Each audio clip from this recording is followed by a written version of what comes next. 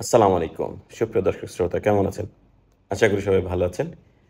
জাফলং এর যে সাদা পাথর আছে, সেই সাদা পাথর নিয়ে একটু কথা বলব।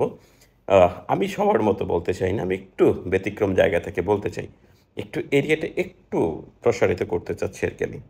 যে আমরা ইতিমধ্যে জেনেছি যে জাফলং এর যেই সিলেটের যে পাহাড় আছে পাথর আছে, সাদা পাথর আছে, এটা বাংলাদেশের পর্যটনের অনেক বড় একটা সম্পদ ছিল। এবং এই যে সাদা পাথরকে কেন্দ্র করে বাংলাদেশের অর্থনীতিটা বেশ ভালোভাবে মুভিং হইতেছিল।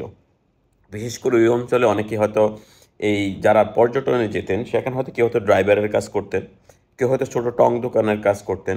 বাংলাদেশের যে বাস কোম্পানিগুলো আছে সেখানে যাত্রী টানতো, যাত্রী যেত।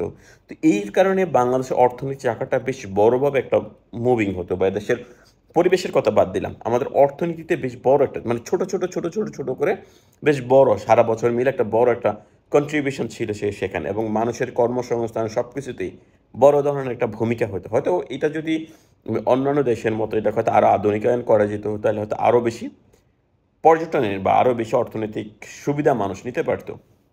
কিন্তু দেখলাম যে কিছুদিন আগে যেখানে সেখানে পাথর ছিল, আওয়ামী লীগের আমলেও সেখানে যখন পাথর ছিল কিন্তু বর্তমানে গত ২ দিন এসে নিউজ হয়েছে সেখানে মোটামুটি সব খালি করে দিয়েছে। সব পাথর মানে শুধু মরুভূমি ছাড়া আর কিছু নেই।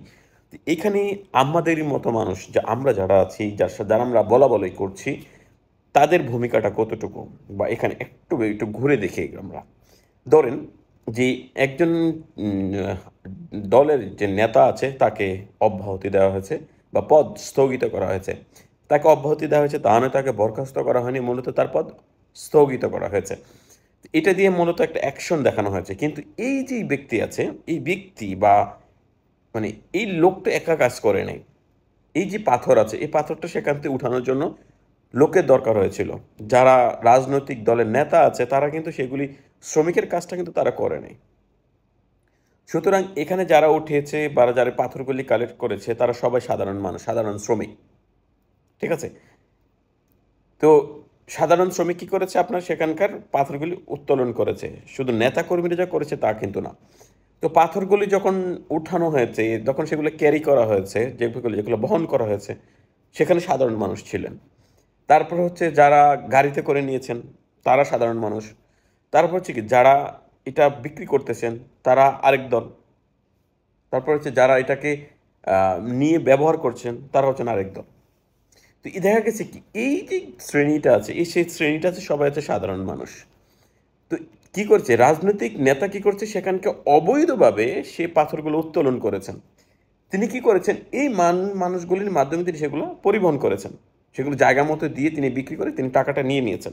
তিনি তার আর্থিক যে ব্যাপারটা তিনি লাভবান হয়েছেন। আর বাকি যারা আছে তারা কি করেছে আঙ্গুল চষেছে, আঙ্গুল চষছে এখানে বসে বসে বসে নেই। তারাও কি করেছে এই যে পুরা জাতি যারা আছে এই প্রত্যেকটা মানুষের এই শ্রেণী মানে এই লিঙ্কের সাথে সবাই জড়িত আমরা। মানে আমরা কি করি যে যখন পাথরটা আমি কি করি ১০ টাকার জায়গায় ২০ টাকার জানিস আমি ৫ টাকায় পেয়েছি, তখন আমি চিন্তা করি আমি লাভবান হয়েছি। এটা কোথায় থেকে আসছে, যিনি চুরি করে নিয়ে কি আসছেন সেটা আমার দেখার দরকার নেই। ঠিক আছে? তারপর হচ্ছে যিনি আহ, পাথরগুলি ক্যারি করতেছেন তিনি ভাবতেছেন কি আমার শ্রমিক যে আমি দৈনিক মজুরি ৫০ টাকা পেতাম আমি এখন ১০০ টাকা পাচ্ছি। সুতরাং আমি কাজ করে বেতন পেয়েছি। আমি তার অন্য কিছু দেখি না। তো এই যে শ্রেণী মানুষ আছে আমরা সবাই কি করি এর সাথে জড়িত, এরা সবাই এর সাথে জড়িত আমরা। এখন এই যে যারা উত্তোলন করেছে, যারা ক্যারি করেছে, যারা বহন করেছে, যারা গাড়ির সার্ভিস দিয়েছে, যারা বিক্রি করেছে, যারা গাড়ির বাড়িতে নিয়ে লাগিয়েছে, সবাই তো নিজেদেরকে ভালো মানুষই আমরা দাবি করি, তাই না? এটা তো আমরা সবাই ভালো মানুষই দাবি করি। তো এই শ্রেণীর মানুষগুলি আমরা সাধারণ মানুষ যদি তাদের সাথে কাজ না করতাম, তাদেরকে যদি এই কাজগুলো আমরা না করে দিতাম, আমাদের যদি লোভ, আমাদের যে লালসা আছে, লালসাটা যদি আমরা না করতাম, আমরা যদি চিন্তা করতাম যারা সেখানে পাথর উত্তোলন করেছে, বহন করেছে তারা নিশ্চয়ই সাধারণ মানুষ। তারা হয়তো এখানে পর্যটনের সাথে বিভিন্ন জায়গায় বিভিন্নভাবে জড়িত ছিল। তারা হয়তো কেউ গাড়ি চালায়, কেউ হয়তো কোথাও টিকিট কাটে বা বিভিন্ন কাজে তারা জড়িত। তারা চিন্তা করেছে তারা কি করেছে মানে আস্তে অল্প করে তারা টাকা পেয়েছে। তারা কি করেছে এই অল্প টাকা দিয়ে তারা তাদের পেট চালিয়েছে। তাদের আভিজাত্য ছিল না বা বড় টাকার ফ্লোটা তাদের ছিল না, কিন্তু টাকার ফ্লোটা তাদের কাছে ছিল। যখন দেখেছে যে 10 টাকার জায়গায় সে 100 টাকা পাচ্ছে, সে চিন্তা করেছে ওরে বাপরে বাপ, টাকাটা আমার দরকার, এটাই তো আমার দরকার। মানে ওই যে এক লোকের একটা গল্প আছে না, যে এক লোক এক রাজহাঁস ছিল।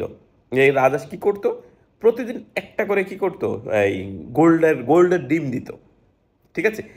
তো ওই গোল্ডের ডিমটা তখন একজন তাকে বুদ্ধি দিল, এক মানে লোভী মানুষ তাকে বুদ্ধি দিল যে তুমি যদি এই হাঁসটা তোমাকে প্রতিদিন একটা করে ডিম দেয়, এখন এইটা না করে তুমি যদি একবারে জবাই করে সবগুলো ডিম নিয়ে নাও, তাহলে তোমাকে আর পায় কি, তোমার তো অনেক টাকা।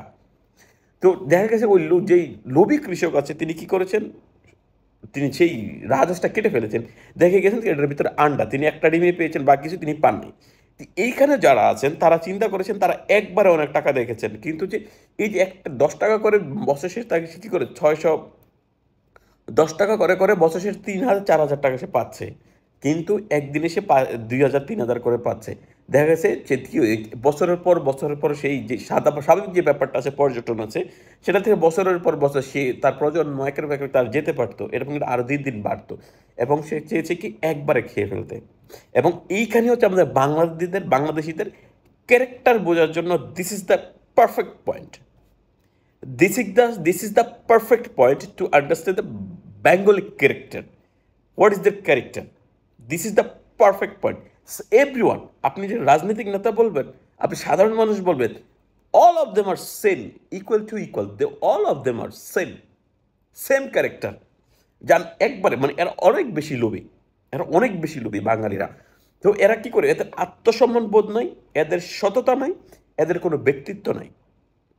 এটা সব হচ্ছে মানে প্রাচীনকাল থেকে বাংলাদেশে হচ্ছে নিম্ন শ্রেণী থেকে উঠে আসা, সুতরাং এদের ভিতরে ব্যক্তিত্ব, সম্মান, আত্মসম্মান বোধ এদের ভিতরে কিছুই নেই। সুতরাং এই যে চেইন মেনটেনটা হয়েছে, দেখা গেছে এই একটা সেম ঘটনাটা আরেক জায়গায় ঘটছে, যারা এখানে কাজ করছে তারা কি করছে, এই ঘটনার জন্য ওই গভর্নমেন্টের যারা লোক আছে তাদেরকে দায়ী করছে, কিংবা ওই যে রাজনৈতিক দল আছে রাজনৈতিক দল তাকে কি করেছে, দোষারোপ করা আছে। যে রাজনৈতিক দল আছে, রাজনৈতিক দল তাকে কিছু করবে না, কারণ ভবিষ্যতে রাজনৈতিক দল ওই যে যারা কি বলে যেই পাথর টানছে কিংবা পাথর উত্তোলন করছে, ভবিষ্যতে তারা ভোট দিবে, তাদেরকে কেন্দ্র করে সরকার বাজেট দিবে। সুতরাং তাদেরকে পিটাইয়া মারাইয়া যতটুকু সম্ভব, মানে তাদেরকে ওই পায়ে রাখতে গেলে টাকা দরকার, এবং তাদেরকে মারার জন্য টাকা দরকার। সে রাজনৈতিক নেতা তাদেরকে দিয়ে টাকা ইনকাম করে, সে নিজে ভোগ করতেছে, সাথে ওগুলো ধরে কুত্তা পিটাচ্ছে। এবং যখন পিটানি খেয়ে তখন সরকারকে দোষ দেয় যে সরকারের দোষ, এটা সরকারের দোষ, সরকার কেন কন্ট্রোল করতে পারে। আরে ভাই, তুই কেন তাকে কেন এম্পাওয়ারাইজ করতেছিস, তাকে এম্পাওয়ার করছিস কেন? এই লোকটাকে তুই এম্পাওয়ার করছিস, তুই তো 10 টাকার বিনিময়ে তুই দাসত্ব করছিস, তাকে অনৈতিক কাজ করে দিচ্ছিস, তার অনৈতিক শক্তিটাকে তুই বাড়াচ্ছিস। এটা হচ্ছে আমাদের বাঙালিদের ক্যারেক্টার, পারফেক্ট ক্যারেক্টার। মানে আমি এতদিন খুঁজতেছিলাম মানে পারফেক্ট ক্যারেক্টার। একটা উদাহরণ দিই, মানে আমার জীবনের বাস্তব ঘটনা থেকে আরেকটা উদাহরণ দিই। মানে আমি একবার রাঙামাটিতে, আমি বড়দিঘির পাড়, চিটাগাংয়ের বড়দিঘির পাড় থেকে পাহাড়িকা বাসে করে আমি রাঙামাটিতে যেতাম, সেখানে আমার চাকরি ছিল। তো ওই দিন আমি ওখান থেকে আমি টিকিট কেটে, আমি কখনোই বেআইনিভাবে ওই কাউন্টারের যে কী বলছে যে হেল্পার আছে কিংবা ড্রাইভার আছে তাকে দিয়ে ওই মোড়াতে বসে কিংবা দাঁড়িয়ে থেকে যেতে হবে, যেহেতু একটা সিটিং সার্ভিস, আমি কখনোই সেখানে অবৈধ সুযোগটা আমি দিই। এমনও হয়েছে যে আমার লাস্ট বাস আমাকে অফার দেওয়া হচ্ছে যে 120 টাকার ভাড়া, তুমি 100 টাকা দেবে, তুমি মোড়াতে বসে যাবা।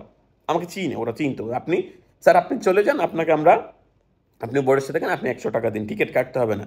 আমি টিকিট কাটি নাই, ওখানে টিকিট সিট ছিল না, টিকিট কাটার সুযোগও ছিল না, আমি টিকিট কাটি নাই। আমাকে সেখানে ভেঙে রেতে, মানে সন্ধ্যা 7টা বা 8টা থেকে শুরু করে আমার রাত 12টা বাচ্চা আমার বাসায় পৌঁছাইতে হচ্ছে, যেতে সময় লাগে 1.5 থেকে 2 ঘন্টা। আমি ভেঙে তাও আমার খরচ গেছে প্রায় 100 টাকা, 120 টাকার জায়গাতে আমার খরচ হয়েছিল প্রায় 500 থেকে 600 টাকা, কিন্তু আমি ওই অনৈতিক কাজটাটুকু আমি করিনি। তো মজার ব্যাপার হচ্ছে কি, ওই দিন আমি বাসে পেয়েছিলাম, আমি উঠেছি, আমি টিকিট কেটে উঠেছি, তো সিট ফিল আপ ছিল। ফিল আপ চাওয়ার পরে এটা তো কোথাও দাঁড়ানোর নিয়ম নাই, ঠিক আছে? তো সে কী করছে, বিভিন্ন ড্রাইভার হেল্পার কিছুক্ষণ পর সে গিয়ে কী করছে, যাত্রী উঠাচ্ছে, আর এখানে মোড়া থাকে, বিভিন্ন ছোটো ছোটো প্লাস্টিকের মোড়া থাকে, ওগুলোতে চেয়ার আছে, ওগুলোতে মানুষ বসে। তো এই করতে করতে সে মোটামুটি বেশ ভালোই 10-12 জন যাত্রী উঠে ফেলছে, তার আসছে কত 1,000 টাকা ইনকাম আসছে। ড্রাইভার এবং হেল্পার দুজনে ভাগাভাগি করে নেবে আর কি। কিছুক্ষণ পরেই সে যখন রং সাইডে দাঁড় করে যাত্রী উঠাচ্ছিল, একজন সার্জেন্ট তাকে দেখে ফেলে, দেখে দাঁড় করিয়ে তাকে 2,500 টাকার মামলা দিয়ে দিছে। তো তাকে যখন মামলা দিছে সে তখন বলতেছে, মানে কাকুতি মিনতি করছিল যে স্যার আমাকে দিন, আমি গরিব মানুষ, এই সেই অনেক কিছু বলছিল। কিন্তু সেই যে সার্জেন্ট আছে, সার্জেন্ট করেনি, তাকে 2,500 টাকার মামলা দিয়ে দিছে।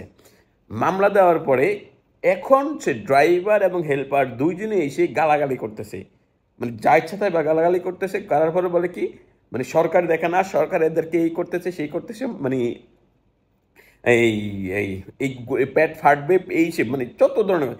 সে যে ইলিগাল কাজ করে আসতেছে, মানে সে যে গত আধা ঘন্টা ধরে সে যাত্রী উঠাচ্ছে, তো ইলিগাল, কমপ্লিটলি ইলিগাল। সেটা নিয়ে যখন আমি জিজ্ঞেস করলাম, মামা তুমি তো এতক্ষণ ধরে যাত্রী উঠাইছো, এটা হচ্ছে পাপের ফসল। আমি বলছিলাম, মামা এটা তোমার পাপের ফসল, ভাই আপনি বেশি করতে পারেন। আমি কি, হ্যাঁ তুমি যে এই আধা ঘন্টা ধরে যে তুমি যাত্রী উঠাচ্ছ, এটা হচ্ছে বেআইনি, এটা অনৈতিক, এর ফল তোমাকে ভোগ করতে হয়েছে। তোমার যেটা কাজ সে তো রাইট কাজ করছো, তুমি যেটা করছো সেটা রং কাজ করেছো। তো বলে আমরা গরিব মানুষ, আমাদের পেট চলে না, এই সে, আমি এখন এত টাকা দিব কোথায় থেকে, আমি কেন, তুমি যখন অনৈতিকভাবে যাত্রী উঠাইতেছিলে সেটা তোমার মনে ছিল না? তো এই হিসাবে এটা হচ্ছে আমাদের বাঙালিদের ক্যারেক্টার। মানে সে যে আধা ঘন্টা আগে সে যে অনৈতিক কাজগুলো করছে, অনিয়মের কাজ করছে, সেইটা নিয়ে কোনো সমস্যা নাই। সে যখন কাজটা করেছে এটা তার অন্যায় হয়েছে, ঠিক আছে? তো এই হলো আমাদের বাঙালিদের ক্যারেক্টার। এটা হচ্ছে আমাদের বাঙালিদের ক্যারেক্টার বোঝার জন্য perfect point. Absolutely that's the, মানে কমপ্লিট ক্লিয়ার। এটা বুঝতে পারলে মোটামুটি বাংলাদেশিদের ক্যারেক্টার বোঝার জন্য আর আপনার কিছু লাগে না। That's the enough.